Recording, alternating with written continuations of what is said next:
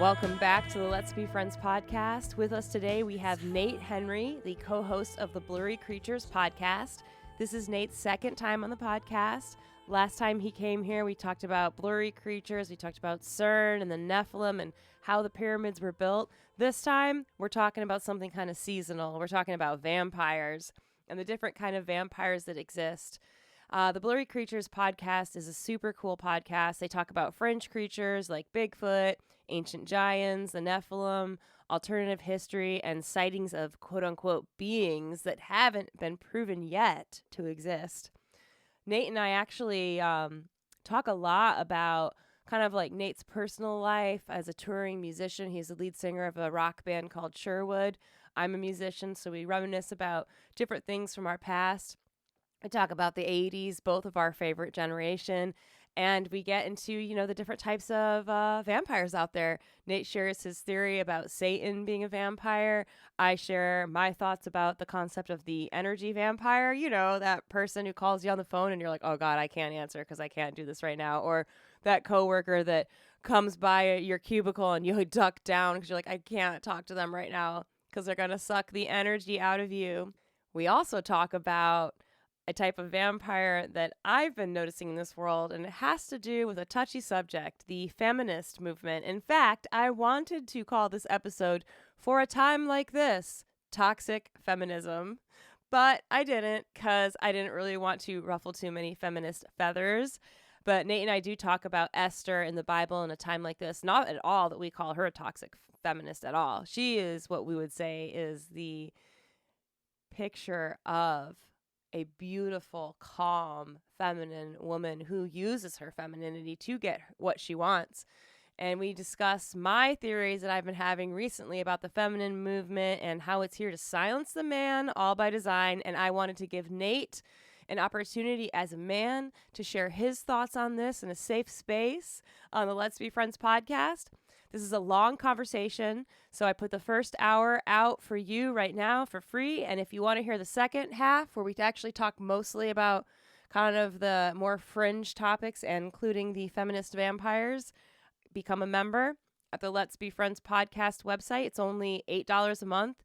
You're getting like 4 bonus episodes a month. We're having monthly hangouts on Zoom. There's special live events. We just had Misty Mazurka on a live event a couple weeks ago. You get access to the Friendship Library, and you get access to the backstage videos. There's actually a video of Nate and I having the full conversation on there. If you prefer to watch us talk, you get that backstage access. I also have fun things up, like different events, like my Killing of the King with Nick Hinton. There's a video of that. I have my 5-part workshop, Leaving the Cult, Exposing Culture and the Occult, for viewing for members. It's an awesome way to support the podcast. I can keep it ad-free, except for my little infomercial now. But if you enjoy this conversation with Nate and I, head on over to the Let's Be Friends podcast website and sign up. And thank you for being a friend. Love you. Have a great day.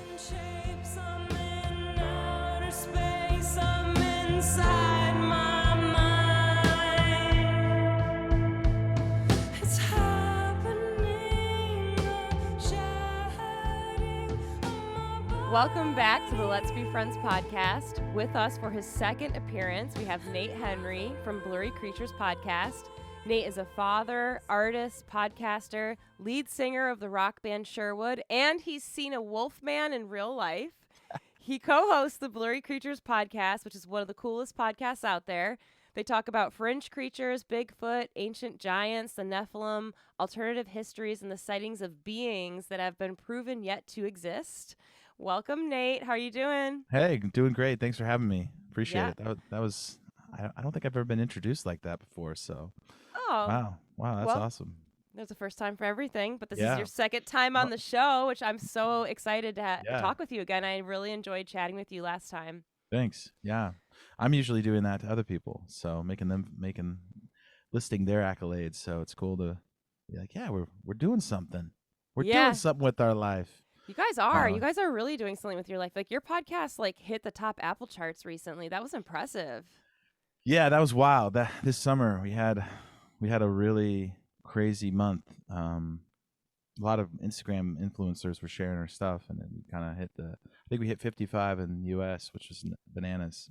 Can't believe it. You were. I feel like you were above Joe Rogan, even. Well, I don't know. I think Joe Rogan is mostly on Spotify because of his Spotify deal. So we were up there with the Office podcast and like Conan O'Brien and all this other stuff. So it was crazy. I totally used to watch Conan O'Brien when I was in college. Like I'd come home from waiting tables and like I'd put Conan O'Brien on. I had a big crush on him too. Which looking back, I'm like, oh gosh, Kara, that he was such a redhead. Yeah. Hey, what's wrong with redheads? I just say kidding.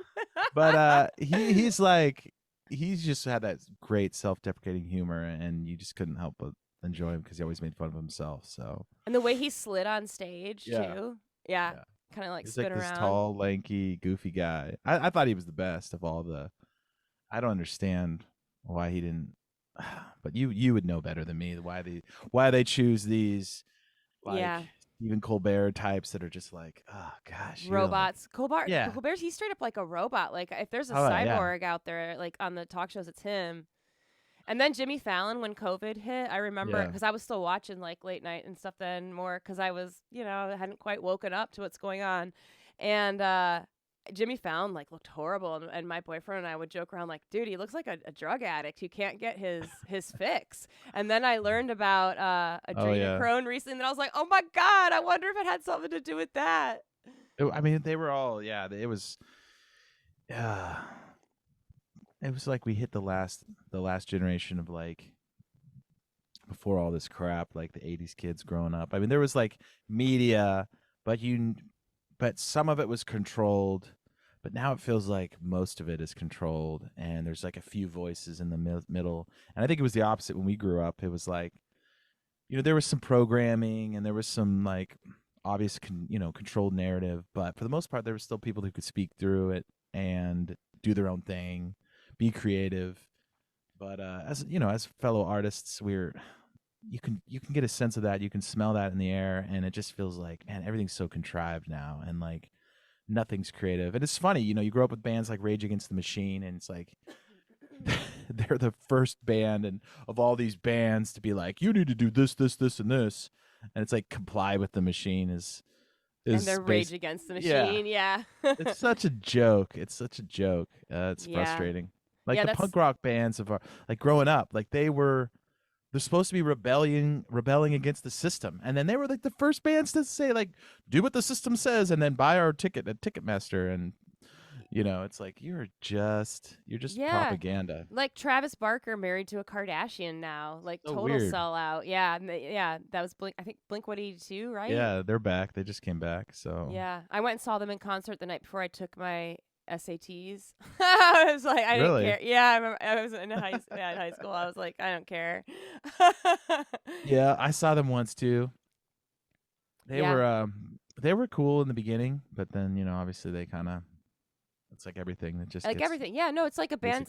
So many bands you see, they put out like a couple or like really amazing albums that were like from their heart, that they were like really like had their emotions and put their life into, and then they sign a record deal with a certain label, and all of a sudden they're pumping out this overproduced music that definitely, and they're being like used as part of the music industry machine to promote agendas, or they kind of, that's what like I think kind of selling your soul is like.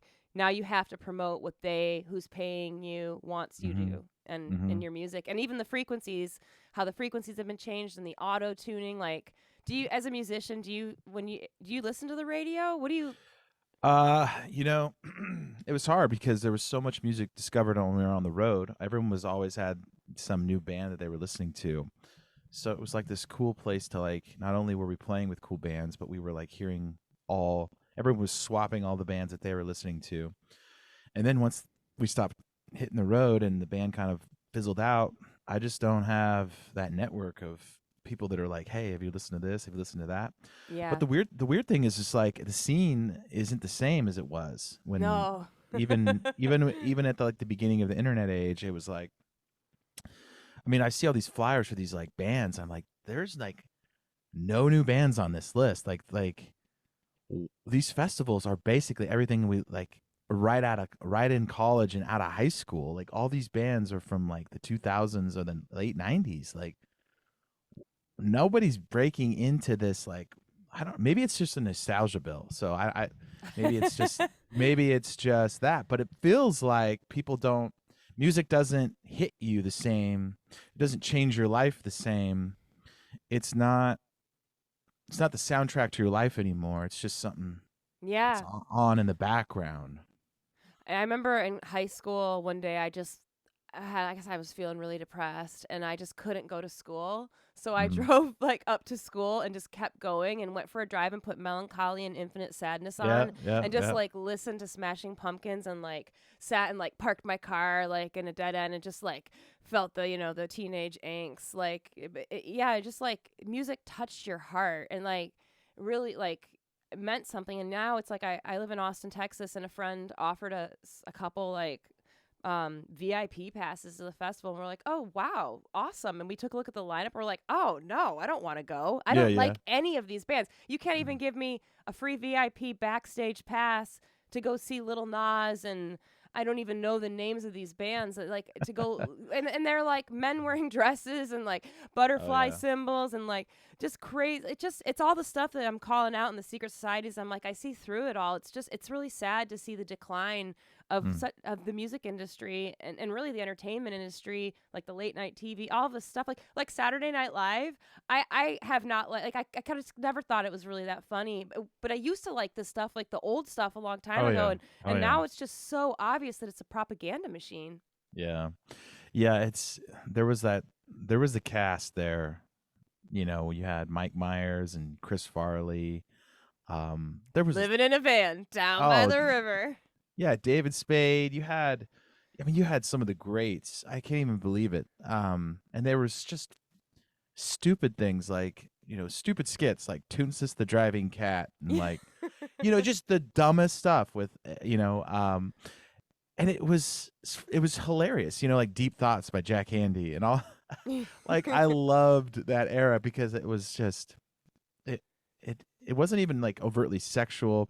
It wasn't like Hollywood. It wasn't political. It was just completely like nonsense. And you just laughed so much because it didn't have that. There was no message. It was just this guy writes these terrible deep thoughts and it's hilarious. But I love that era of SNL. We make some memes sometimes. But I've always enjoyed Mike Myers. Hopefully he's not in the deep state or whatever. Who knows? I mean, I haven't really looked into him, but I mean, I liked the Austin Powers. I did like, his Austin Powers stuff and the characters that he would play. Like, I like those actors that can play. It's kind of like you, actors that can play a lot of different roles. Like, I know there's somebody doing these amazing voiceovers on all your Blurry Creatures reels, and I think I was like, is Nate hiring like voice actors and character actors? So you're able to. You can do that. You can like. You do impersonations. I don't. I mean, I would like to think I could. I think a lot of those people practice a lot. Yeah. I just listen to it over and over and over again, and then I'm like, okay, I need to make my voice sound like this, and I try a few times. You're just a natural. Look, I don't really have to try. I just like no. It's not like it's not like I'm doing it full skits. It's like I have to make like 3 seconds. 3 second meme where I sound like the Joker or I sound like the snake from from the Jungle Book or something like that, right? Like it's got to be good enough, right? Did you like when you read stories? Because I know you have 2 young kids, and when you read stories to them, do you do voices? I should do more. Oh yeah, you totally should. I do some, and I would do that. I would do the voices. The kids loved it. Yeah, I mean, I definitely want to read some of the books, like Chronicles of Narnia and other things. But we're getting to that age where they're excited, so I need to do that more. Yeah.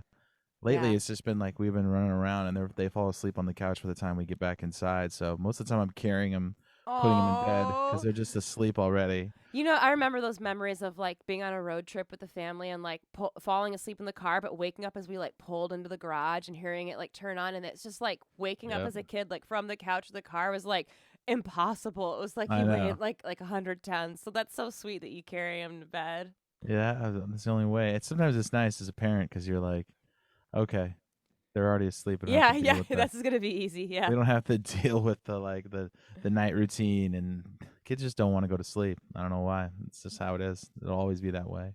Yeah. But yeah, so it's yeah, there's a lot of nostalgia on our show. The voices and stuff like that. I more just I like making people laugh, and I like not taking myself or our content, our not our content, but our marketing not too serious. And I like the content to be serious, but I don't like, we're just two guys having fun. I just don't like that like rock star vibe. When I would go to shows and I would see, I'm just like, that guy's just lame. Yeah. I just don't like that. I just don't like how that makes me feel. So I don't like to make other people feel like, oh, these guys are too cool. It's like, no, we're the opposite. Like, but that like makes you actually like cooler, like at least in my eyes, that you have that like laid back, like, you're like down to earth and like relatable is actually like way cooler. Like that's the ironic thing. The people that like those rock stars that act like what's the guy in Oasis? Liam Neeson, or not Liam Neeson. That's taken. Liam Gallagher. Yeah, it's just like supposed to be like the biggest jerk ever, and it's like they're just so full of themselves, and it's not cool actually.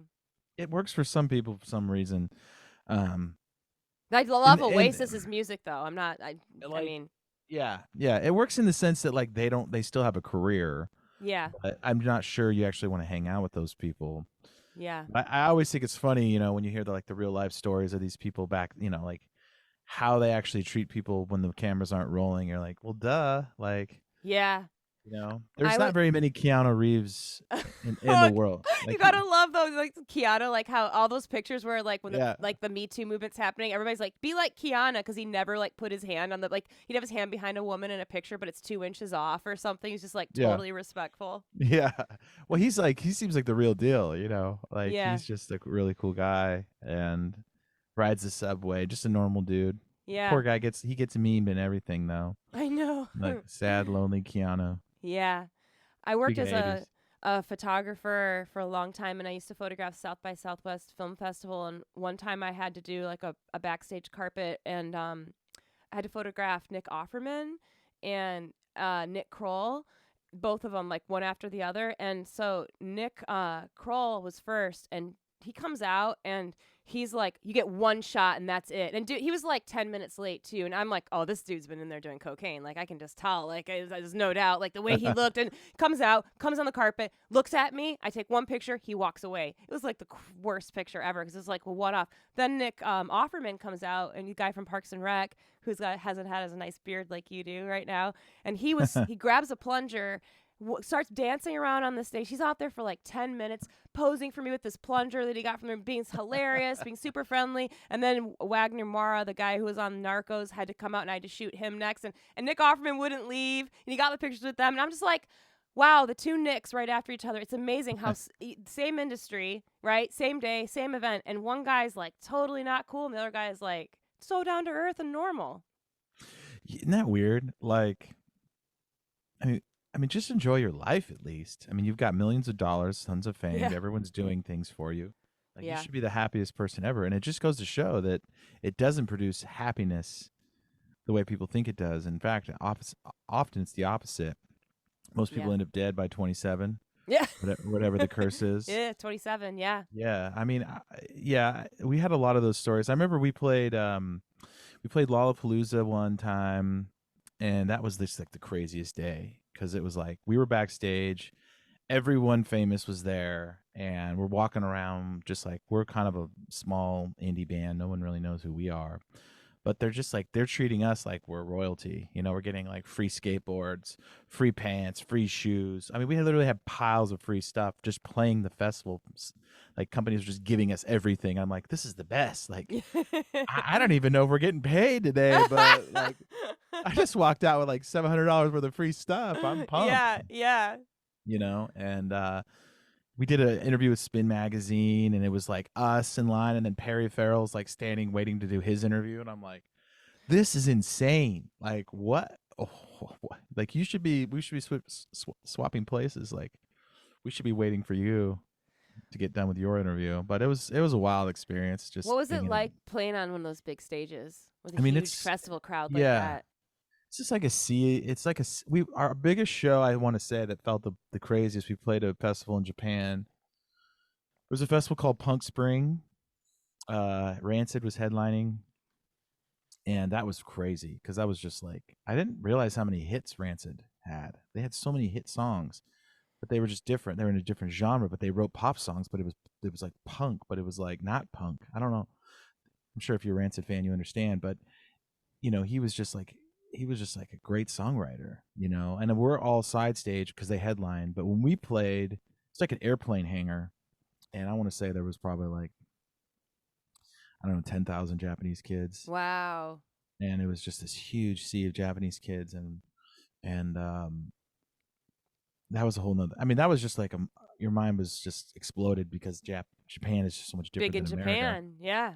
We weren't big. We were just playing a festival, but they were just so attentive. Yeah. For one, they were just like mesmerized by American bands. And two, just everything sounded amazing because it's Japanese, and the Japanese just take pride in everything they do. So Precision, yeah. Everything sounds good, everything looks good, the lighting's good, the crew is nice. There's not a broken cable, there's not like a dirty state. Everything is just the awesome. Bathrooms are like amazing. Yeah. That's what I always judge everything on. The venue bathrooms are the worst. Oh, the worst. America is just like I mean, I see why bands want to be big in Japan because it's just so nice to go over there.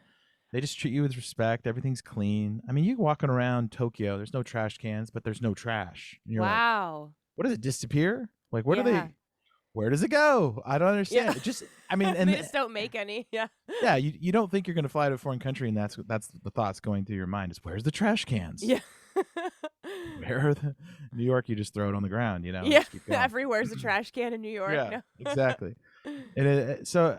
That was cool. That was like our biggest show. Lollapalooza, we played early, so it was like we played at like 12:30. Yeah. So we were like one of the first bands to play. We didn't care because you had all your merch. I mean, all your free stuff. I meant, your Vans and your skateboards. Well, Muse was headlining, so. Oh, I love Muse. I used to yeah. They're one of the only bands that's actually like speaking out against all the tyranny. Oh, really? Yeah. I didn't know that. If you look at, they're like one of the only bands that's like they're not speaking the narrative, because the UK had one of the harshest lockdowns. So yeah, I think they're smart. They get it. They get what's going on, even though they probably live in LA or something. But right. They actually have some pretty anti-lyrics. So I think that's cool. Not many bands are willing to do that because they're so afraid of offending their fan base that we'll say whatever we have to just to make sure you keep buying our stuff. But they did. So that was cool. There was a bunch of bands that day. It was like a huge, you play in Chicago and there's just like this huge field and there's like a stage on one side and the stage on the other side. So people just go back and forth. But it was massive. We played, I think another big show we opened up for Sum 41 at, I think it was Summerfest in Milwaukee. There was probably like 10,000 people there, and we played right before Sum 41. And that was a trip because, I grew up listening to Sum 41 in high school and stuff. And they were a little too cool for school, but it was still fun. We played a lot of... What is Sum 41? What's the sum of 41? 5? What is that? What does their name mean? I don't know what it means. I just thought of that. Yeah. Huh. Interesting. Yeah. But you know what I'm talking about, right? Yeah. Yeah, I know what you're talking about. I was just thinking they're a big band. They had that. There's all these things we don't really think about, but just like, wait, what's the name mean? Who knows? Because I think they were just like a couple of goofy kids from Canada that got big. Because I remember they put out this in high school. They put out this video, and it was just them driving around Canada shooting people with squirt guns. So I think they were just a bunch of... I love Canadian, man. Canadian. I grew up in Michigan on like a couple hours from the Canadian border. Yeah. Most of the kids, half kids in my school were Canadians. I think Canadians are wonderful people. They're funny. They're different. And Canada really supports the musical arts. Like they give grants and stuff. Like I don't know if you know the band Broken Social Scene, but I was always a big fan of them. Yeah, big fan of theirs. And like they would always talk about how like they got grants and stuff. And I think Arcade Fire too. They're Canadian, right? Mm-hmm. Yeah. Yeah, a lot of great music came out of Canada. Avril. Oh yeah, Avril. Yeah, a lot of fun theories about Avril. That was like one of the first times I ever heard someone say, "This is a clone. There's clones out there. Look, what happened to what happened to Avril Lavigne?" Yeah. It's funny. A skater boy got her. That's what happened. Yeah, exactly. I have a funny story about Canada, and one of the dudes that we brought on tour, he booked our band in Vancouver way before we were anything, and we did this tour. We were doing some tour, and we needed somebody to come on the road, and like there was a sponsor. They wrapped our RV, and they had like a budget. So we're like, hey man, wow, you want to come out? Well, this was the MySpace days. Yeah. So Yeah. MySpace got the sponsor. That was the only reason we worked with their labels, because they could just go to sponsors and be like, hey, here's $200,000, you know, whatever, do whatever you want. And like, okay. So he came out, but then he became sort of the who's the TRL guy? The Total Request Live. What's his name? I picture his face with the brown hair. Yeah. Oh man. Are we Googling it? No. Are you? Oh, I can't remember. I'll Google it. You talk. But he had his own. There was like a Total Request Live. He ended up becoming the VJ of this Canadian show that was just like TRL, and then he became this huge celebrity. And then I'm talking to him years later. He's like, "Yeah, I'm living in LA, married to a celebrity, and blah blah." Carson Daly. Yeah, Carson. You know what Daly. I did? I googled TLC like 3 times, and I was like, "Why is TLC coming up? Why is TLC?" And I was like, "Oh, Kara, TRL." Yeah, TRL. There he is, Mr. Daly in his forehead. Yeah, he's got dude. He has a huge. Look at this. I'm gonna share my screen. You just got to see this picture that came up of him. Is this him? That's him. Look at him. Carson Look at that Daly. hair. Look at that. Yeah, that hair and that forehead. I mean, that's a elongated skull. Yeah, he. That's funny. That's like our episode this week is about that. Yeah, but my buddy became the Carson Daly of Canada. He became a huge deal, and it was so weird to see. Like, you were just like passing out stickers on our tour one year, and then the next year you're like the biggest VJ in the country. But he was a good looking guy. He was a good looking guy, tall guy, really nice and well spoken. So we knew that, you know. I remember we were doomed at that point, because it was like when the guy passing out stickers has all the girls around him and not the band members. You're like, give me some of those stickers. You're like, it's not the stickers. Yeah. They're into the dude. So it was funny. You know. Yeah. But I think that's like why a lot of guys get into bands. That like girls just shun them, so they have to start a band, and then the girls start liking. Oh them. yeah, that's why Tom Petty said that he started playing music was to get girls. Yeah. Yeah, I can imagine. I mean, I guess that or handing out stickers, and you guys have some cool stickers for Blurry Creatures. Your little Bigfoot sticker. Speaking of. Right? I don't think, did you do that to get the girls? Hand out the blurry stickers? Is it? No, I'm trying to get away from girls. Yeah. That's where I'm at in my life now. Yeah, but I mean, you guys are popular. Like, I came to your you have memberships. Everybody become a Blurry Creatures members. There's silver for $7, gold for $15, and gold you get to watch movies with the members. You get to go to members hangouts, the Zoom hangouts, and I went to your Zoom hangout last time. You had a lot of people on there. You guys are popular. It's you can't fame just follows you. You can't stickers, no stickers. I don't think it's the stickers. I think it's I don't know what it is. It's cool. I mean, it's cool in one hand, and then it gets weird on the other hand, because people get weird. And yeah, they do, don't they? They do get weird. It's a little bit like, hey, we're just 2 normal guys, and I understand that we started a podcast and we're vulnerable, but the vulnerability is kind of what drives the podcast, because the more vulnerable and real you are, the more people want to tune in. But then they feel like they know you, but you're like, I don't know you. Yeah. Maybe you feel like you know, I don't know you. Yeah. Yeah. So we're not friends. Yeah. So we don't have a relationship, but you assume we do, and that I think most people don't assume they do, but some people do. So that's always hard. Like, yeah. But people are just excited to come in and meet other people, but it gets a little rowdy sometimes. Like, yeah, a rowdy Zoom room. That's a real accomplishment. Yeah. I just love some of the questions there. Luke and I are just trying not to laugh half the time because it's just fun. Yeah. It's, I don't know. We just expected that, nobody would care. And I like the size of our podcast now. In some ways, I hope it just stays here, or we can just kind of surf these waves. not have like, you know, the Illuminati showing up at my door or anything. Yeah. So. Well, I don't know. If they already have, you are sitting in front of a one-eyed logo there, Right, Nate. I know.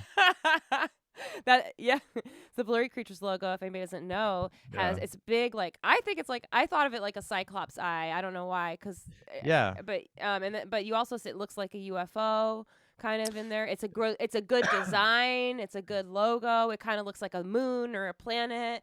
A lot of the kind of stuff that you guys talk about. But I remember when you guys were like topping the charts and getting a lot of attention all of a sudden, you sort of contacted me and you're like, people are calling us out for the weirdest things. And I was like, welcome to my world. I've Yeah. been called a transvestite. I've been called a Mason. People put my Oh, name in man. gematria and say, look at you, you're controlled op. And people don't believe my testimony. And she's got pink and blue and all that, da da da. And I'm like, okay, the symbolism stuff, I call it symbolism syndrome, which is kind of ironic because not so secret societies it calls out a lot of symbolism, and but when people start applying it to just like the normal people like you and I, it's just like gone too far. Yeah. No, I get it, and that's kind of why we stay in our lane and we ignore most of the stuff. And you know, some people get on, and we had that happen to us a couple times, and you know, just because obviously there's a lot of, you know, I came from the music world and Luke came from the entertainment world, and he's got a couple famous brothers, so it just gets a little weird sometimes because people think that there's automatic association, and they dig and they dig. And I think a lot of people just they really want to have a voice, and they want to have a channel, but they don't know how to get it, right? They don't know how to produce content to get what the thing is they want. Okay, cool. If you want to have a channel, you want to have a podcast, you want to have some place where you can air your voice and your opinions, and you want people to listen to you. Sure, that's what everyone who starts a podcast wants, right? That's why you start a band. That's why you start a podcast. You know, it's not a bad thing to want that, but either you're like crazy like Alex Jones and you just rattle off wild stuff for 2 hours and people love it, or you smoke weed and you go on the Rogan show and you kind of a pseudo intellectual conversation, you know. Yeah. But even him though, I think he's really good at interviewing anyone. But I think people they get lured into these things and they want it, but they don't know how to get it. So they try to manufacture drama. Yeah. Yeah. And they think everyone's going to come to their page and then follow them. Yeah. But it's like that doesn't work. I mean, it might work a few times for a moment, and they also might backfire on them and make it look insane. Like I've had people make story threads about me before, and I'm like, it's just exactly what you're saying. They don't have any original content to make or anything original to say, and so they're like trying to piggyback off, I guess, like me, like kind of having a following or whatever. And, yeah, exactly. And then literally, I'm just like, take one look at that stuff now, and I'm like, they look insane. Like literally, like I did channeling. I worked as a channeler like 2 years ago, and I did, some psychic channeling readings for people, which they were all very happy with it. I was great at what I did. I don't believe in that or agree with that anymore, but service is rendered and complete. And literally, like last week, some girl like goes like playing her guitar on her and making a story. It's like, Kara Mosier's a scam artist. She owes me a refund for my channeling session. I'm like, these people are unhinged and like mentally not well. Like wow. it kind of backfires, I think, like sometimes. Yeah. They're doing every time. Yeah. I just think there's a better way to get the things you want in this life. And even then, like we were saying earlier, even if you get them, even if you get what you want, it doesn't guarantee you to be happy. So I really think the hardest part is to find the place of when you get to the diminishing returns. Like, what is it you really want? Like, I want to be a real estate person, or I want to do this and that. Well, there's a certain point when you have too many houses, there's a certain point when you have too many fans. There's a certain point when you're too much success. And I think a lot of people just don't think about that stuff beforehand. So Luke and I try to do a lot of self-deprecating stuff because it's like, we don't want to be like, we're a know-it-all. Come to us to learn everything. And we're like a know-it-all podcast where you tune in. And so we do get a lot of haters like, these guys don't know what they're talking about. Yeah, we say that. We don't know. That's like what we lead with, we don't know everything. Like I think we just have the most fun. That's it. I love that. We just have the most fun. Amy and I say that a lot, like especially Amy does. She'll be like, we're dropping breadcrumbs, and Kara and I are just like on the secret societies, not so secret societies. Like we're just like talking because we're interested in things, and like we do our research and stuff. But I I can't say that I know the truth here. I learned that only God knows the truth here. Like, I'm just here to kind of like think about things and question things, Mm-hmm. and like you said, Mm-hmm. have fun. I remember one of the funny things about, we were chatting a couple months ago on the phone because somebody had messaged me like, "Oh my gosh, Nate's co-host Luke he's part of the New World Order. Look at Yeah. this, look at this picture from 5 years ago, and look at the hashtag. It's NWO." And I'm just like, kind of like message you. I was like, "Dude, like this is what do I say to these people?" And you came back around and you're like, "It was about the Wrestling Federation, the hashtag," and that was so funny. Yeah. These people have no idea. They just I know. assume they're just digging so deep. And I'm like, Yeah. do these people digging into us or like these other people? What about their lives? Like, are they just like not even like involved in their own life? They're just like, where do they have the time? I know. And I think some ways it's just, you have to kind of ignore it and move on. And we did, and we have. I mean, that's this. Luke's like, look, man, I've been getting heckled for years, given my family's connections. So I just ignore it and keep going, and that's what Yeah. I do. And that was good because, for whatever reason, our band just had a really polite, for the most part, polite fan base. We didn't have a lot of trolls. We didn't have a lot of haters. We had some weird stuff happen to us, but I wasn't as prepped for like, oh man, the YouTube comment generation. Just some of the nastiest stuff in the world's like written in YouTube comments for some reason. But it reminds me of like, there's a good way to handle it all. We had, on my old podcast years ago, we interviewed this guy Ken M. I don't know if you know Ken M, but he's sort of internet famous because he did reverse trolling on the internet. Oh, He would be the first to comment on anything, and he would make a dumb comment on purpose so that other people would troll him, and then he would post like what people said about his stupid comment on Reddit, and then he blew up because he'd act like this stupid. He basically act like this very ignorant old man, and he would like had like a picture of him in this horse or something, and he's like he would troll the articles, like and they were hilarious. Like he would just say the dumbest stuff, and people were just so mean to this guy. And then he would post a picture of what people would reply, and it blew him up. So he was like a reverse troll. I love Um, that. he's funny. That's a great strategy. I think I'm gonna try using that. Well, it's like, it's just, you know, he was just, it was just a genius way to go about it. But but I think people they think because they're behind a screen or whatever, they can say whatever Oh, keyboard they want. warriors. Yeah. Yeah. Yeah. And Like, it's put your like, face out there, people. Like, that's the thing. They're like commenting, and people like that are putting their face out and their name out, and like yeah. that. It's like they're just like hidden. Who knows? It could be a bot. Yeah, I think it's just harder and harder. If you're a sensitive person, like it's hard not to read the comments. But Yeah, every time you do, you're disappointed for the most part. So probably totally. better not to read them and just keep going. Are you a sensitive person? Yeah. Oh yeah. Oh. Yeah. Definitely is like, it's like growing up was hard because it was just like, basically just always in trouble for something, always some misunderstanding, always, it was difficult. I think that's why I started an emo band, Oh. Yeah. emo Yeah. kid, got into emo music, all that stuff. So, but it's a blessing and a curse. You're sensitive, you feel things. You have a really hard time sorting through your own feelings because they're like a wall. They hit you, and you're like, I need to like. And it's easy to fly off the handle when you're an emotional person and just blast back. But you kind of have to realize, like, okay, this is a gift. And I think everyone's gift is also their Achilles heel. So you have to learn to hone the bad and then learn to sort of refine the good. But I try to be sensitive. And I think a lot of people have been coming on our show because Luke and I tried that. Like, we just had a lady come on and she's 57. She was telling us her abduction stories for her whole life. She's been abducted by aliens since she was like 3. Yeah. And she hasn't even talked to her family about this stuff, her kids. And Wow. I'm like, why are you telling us first, Which is just bananas and wild. So, but I think that sensitivity plays into the show because people can kind of sense it, and then they feel comfortable. Like, these people they're not trying to exploit me. They're not trying to exploit other people. They have to produce a show, but it's not fake. Yeah. No, totally. That's what I love about your show, and I love about chatting with you. is just you're genuine and down to earth, and I love hearing that you're a sensitive person. I figured that you were. I am too. So Mm-hmm. I think that's part of why I feel so safe, like just chatting with you. I like actually that like we've been talking like for like almost 40 minutes, and we were just kind of like, it's just like a normal conversation. We haven't even really gotten into the blurries yet.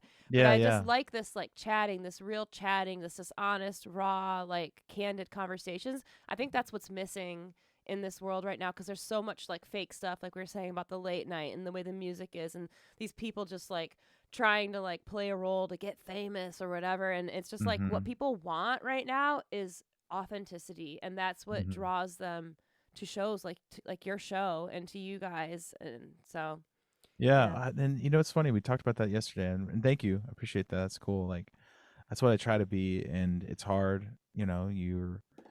You are putting your product out on the internet, and you do try to put your best foot forward, but at the same time, like there's a million shows. So I think authenticity will push through, and people will taste that and want more of that. But we were talking about vampires yesterday, and how Satan is, you know, he's a taker. So the vampire, you know, historically speaking, is this thing that takes.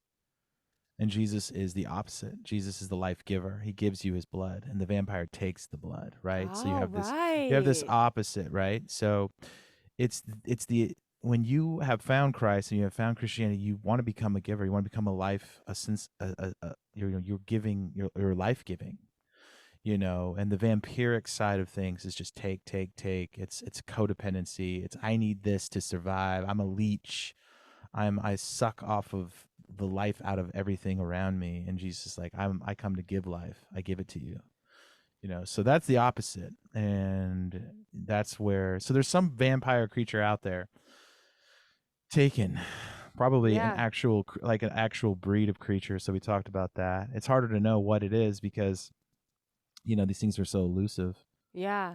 But you can but the idea is like when you find Christ, you want to be authentic, life-giving, someone you want to be around, someone you want to like brings energy to the table. Not like we're all perfect. I mean, everyone has a bad day and everyone's grumpy. Yeah. We all fall short of the glory of God. But ultimately, you know, that is the truth of the gospel. Is it's not something that it's the only thing that will give you life. Yeah.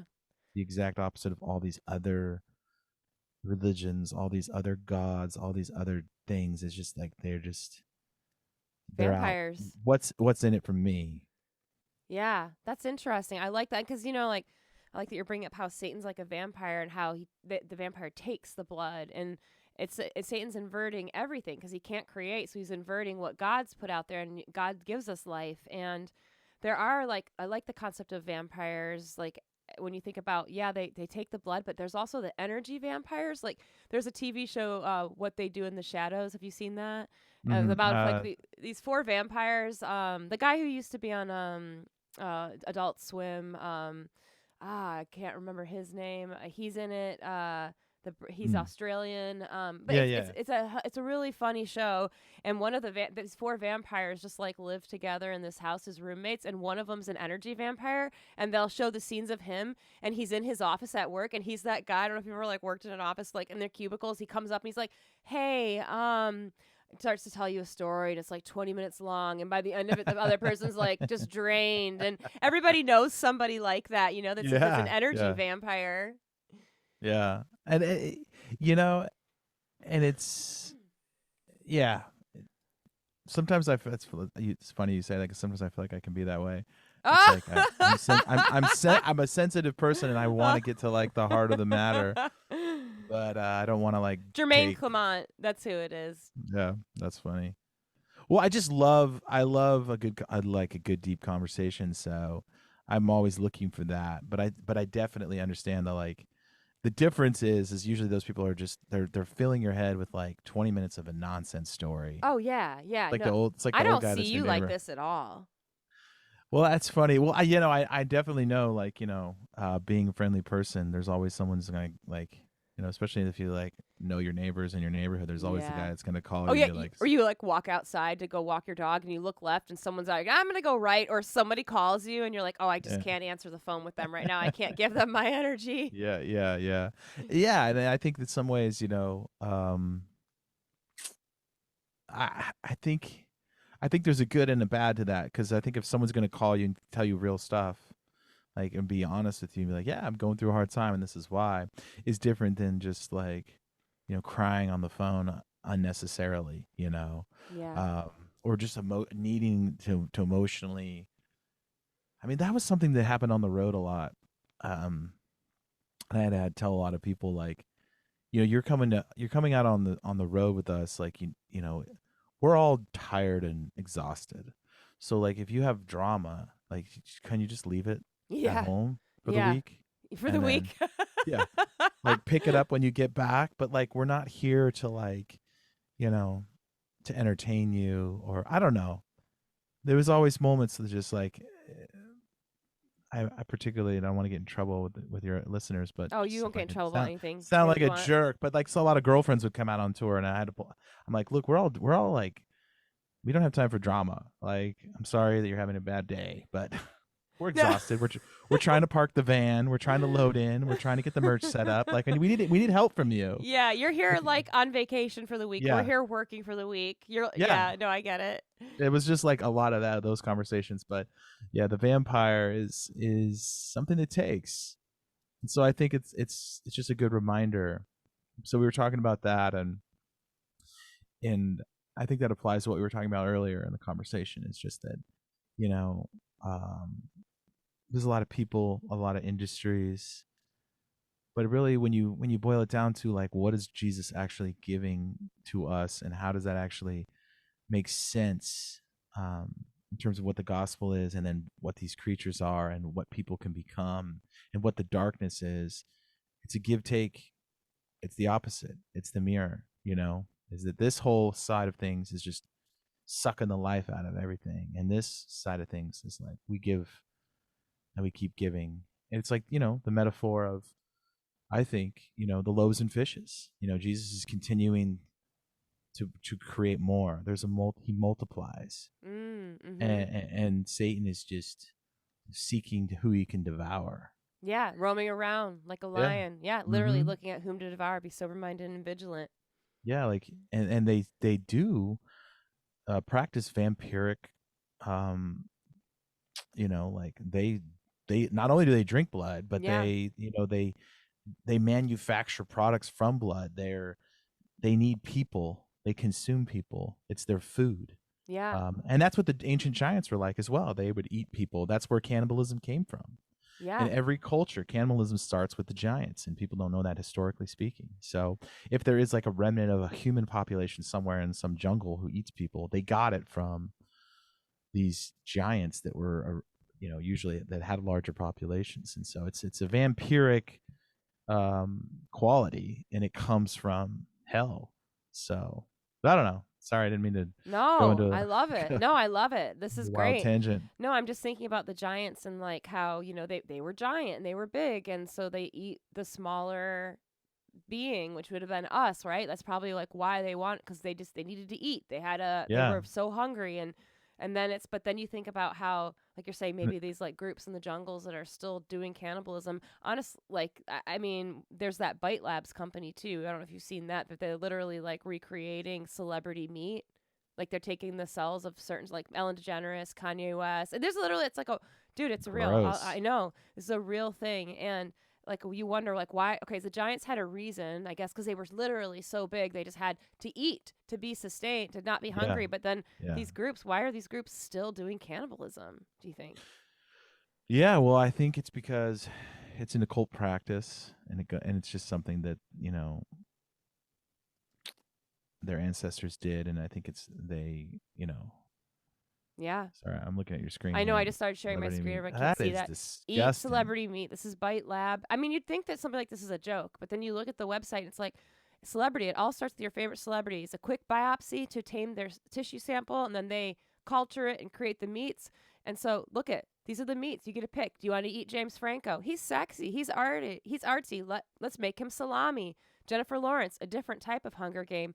Kanye West always pushed the boundaries in taste. Ellen DeGeneres, please welcome the Ellen salami. Dude, this is real. This is insane. Yeah, this is the world we live in now. I think we're way further along in end times than people even realize. Yeah, that is. I mean, yeah, every year it's like, I think the atrocities are compounding. There's more and more every day. Yeah. And things that you used to be able to do that took you decades now take days. And so it's just going to get weirder and weirder and weirder. But yeah, I don't know. The cannibalism just goes back to the giants. The giants were, I think they were soulless beings. And I think they just, Oh, really? I think so. Yeah. I don't think they had, I think they were like part human, part um, uh, Elohim, Nephilim.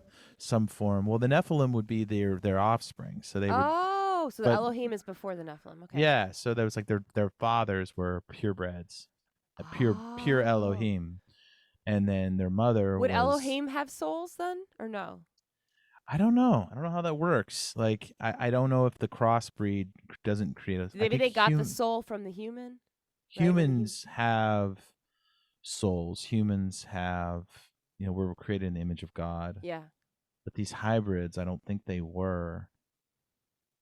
I just don't. I don't know. I don't know how that works. Maybe some had. I don't know. It depends on how much. It's complicated because, all human beings are, they're, they had the authority to be here, but the sort of the spirits of the giants were the demons. So they had a spiritual side. So maybe I'm totally wrong on Oh all no, that. I like this because the spirit world needs a vessel. So what greater of a vessel, like pun intended, than a giant? For Yeah. the spirit to be in, and it's soulless, so it's already empty. Well, yeah. So that historically speaking, the demons are the dead Nephilim creatures. So that, because they had a body once, and then there's sort of half of their spiritual side doesn't have anywhere to go, so it just kind of roams the earth and looking for a body. Dry places, roaming dry places. But there was definitely something different about these things, because how could they just eat people and kill and pillage? And I don't know. I don't think it was just their size. So they looked down and like, oh, puny humans, I'm going to eat you. But they were like a cancer. They were a parasite. They shouldn't have been here. They weren't intended to be here. So they didn't play by any of those rules. But yeah, they would eat people. I like how you just said they were a parasite, because I've been thinking a lot about parasites lately. And like, I don't think I mentioned I had COVID again last week, like whatever it is. I don't know. There's so many theories. Do viruses exist? Do they not? Was this created in a lab? Yes, probably. Is this a parasite? Why does ivermectin kill it right away? And like, I had COVID in June, tested positive for it, had it and took ivermectin, instantly better. Again, got sick last week. It was like, oh, I've got ivermectin on hand. Start taking ivermectin, like literally instantly better.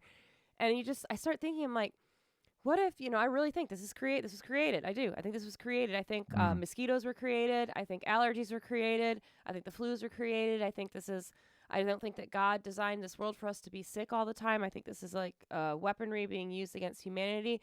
And I was like picturing in my head, I'm like, what if they're like, they create a parasite, right? And then they like do a cult ritual over this parasite to bring a demon into it, to bring one of these demonic energies into the parasite. That's the host. And then they kind of let it go free. And then it kind of affects all of us that way. And then you just said the thing about demons being like parasites, and the same thing, being a host for this fallen angel energy. That's a good thought.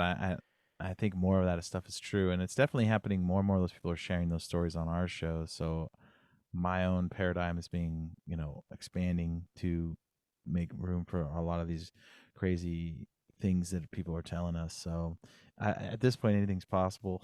Yeah. I wouldn't put it past them. But yeah, it is strange.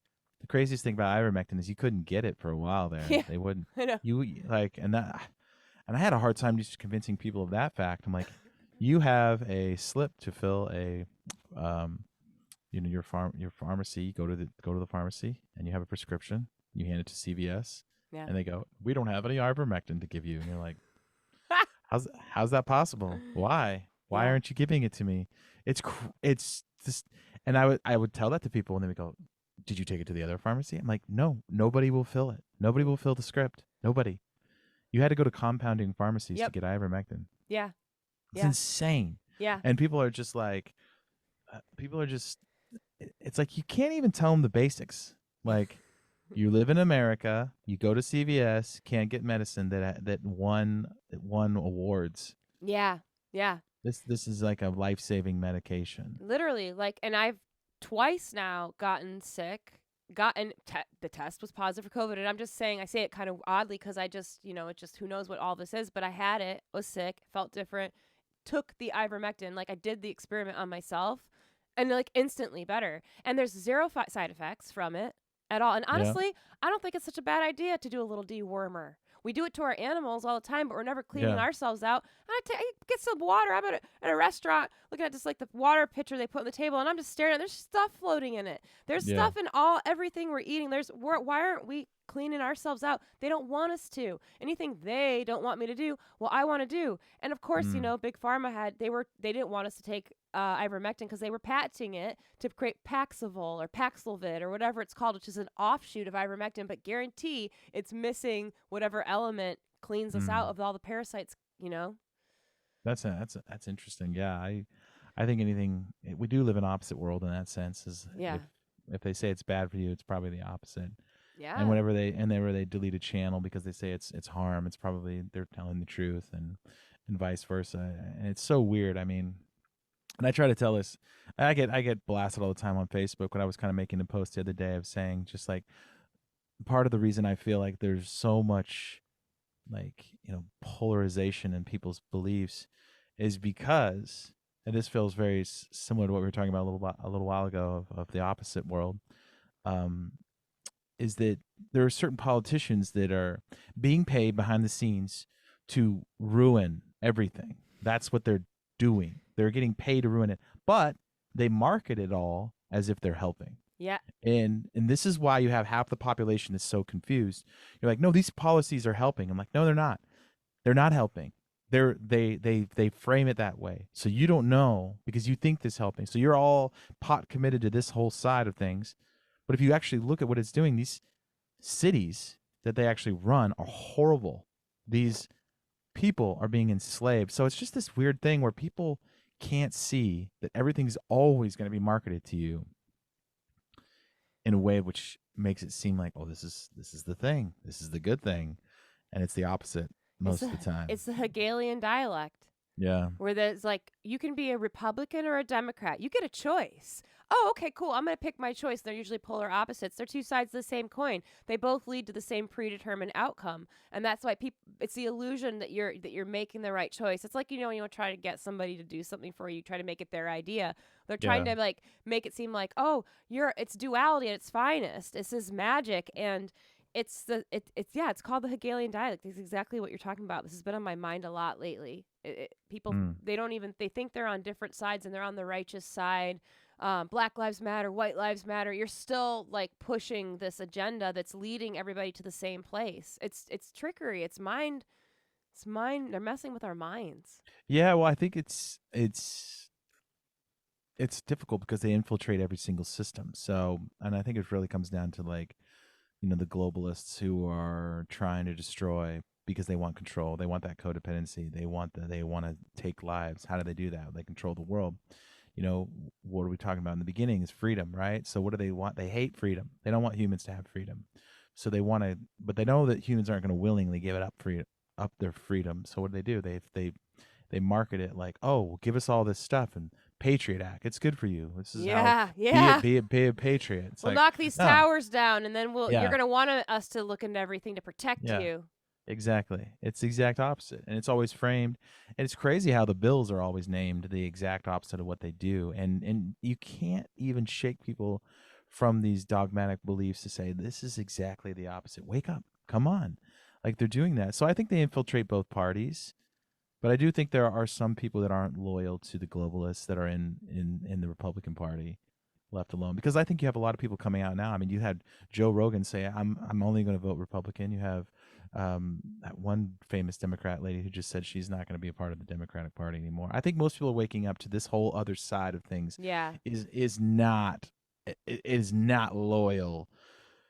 It's not Republican Democrat anymore. But I do think there are some independent freedom pumping people on the other side. But it's getting so bad to the point where even Rogan's like, just don't vote Democrat at all. Yeah. And which Democrat.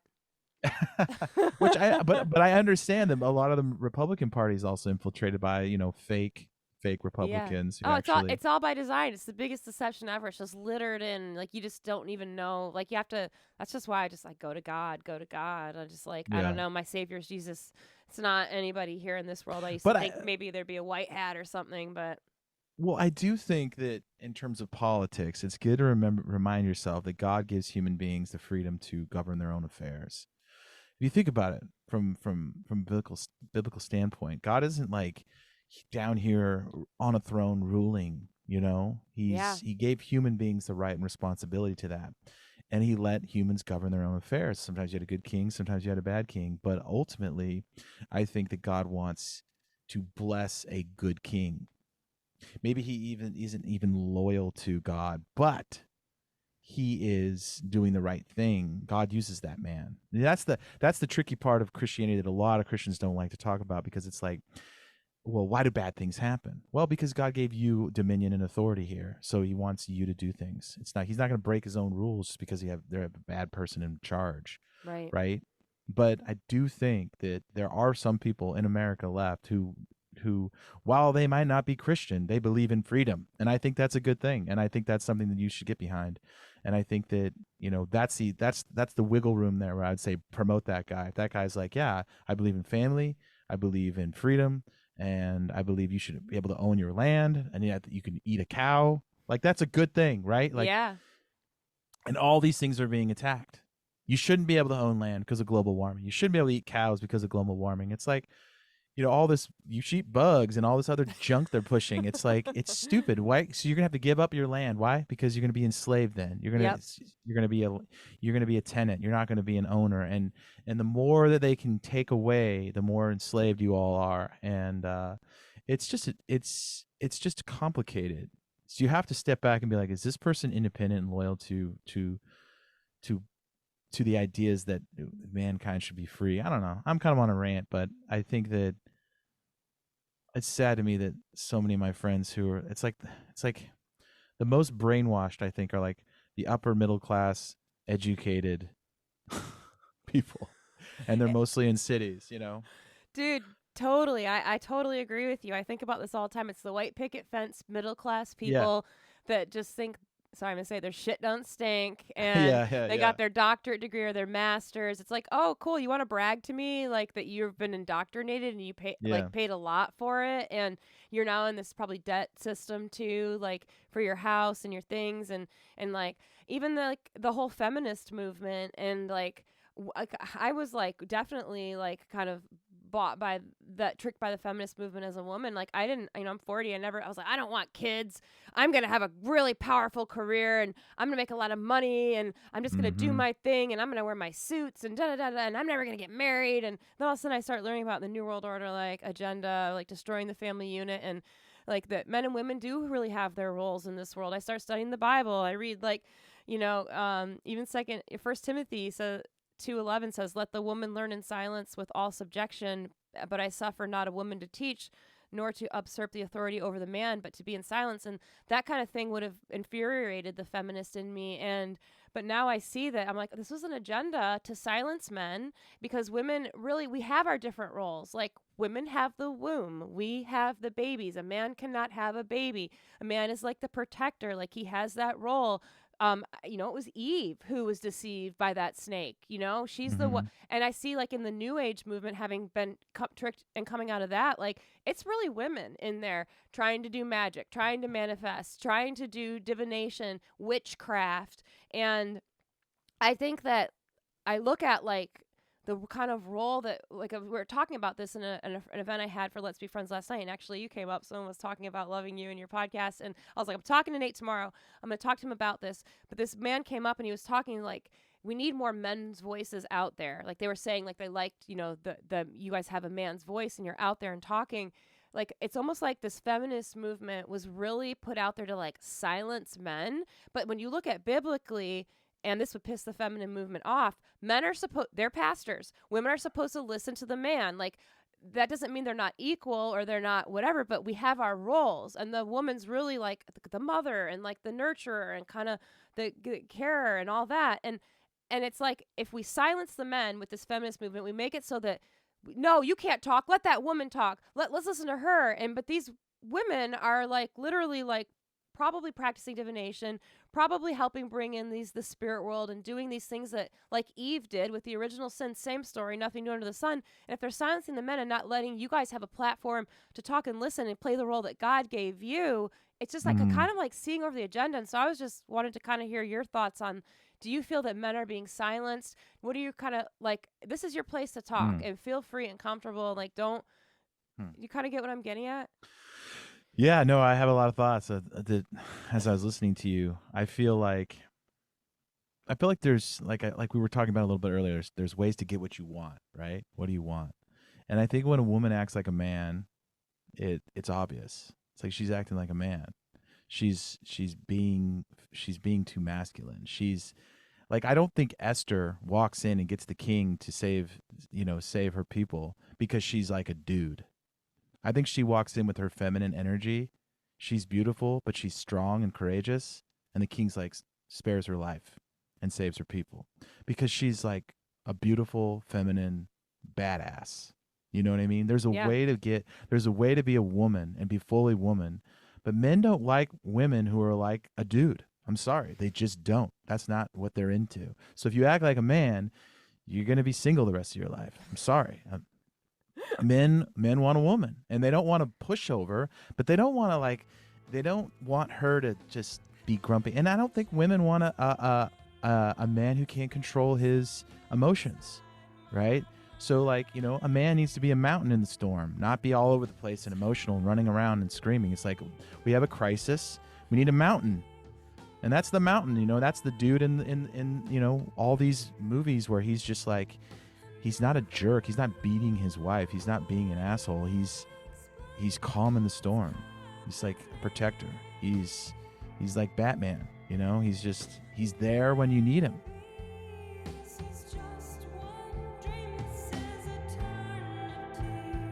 If you enjoyed this conversation with Nate and I, head on over to the Let's Be Friends podcast website and sign up to become a member, and you can have access to the bonus hour where we dive even deeper into the different vampires that are out there, especially the toxic feminist movement. As always, thank you for being a friend and supporting the podcast, and have a great day.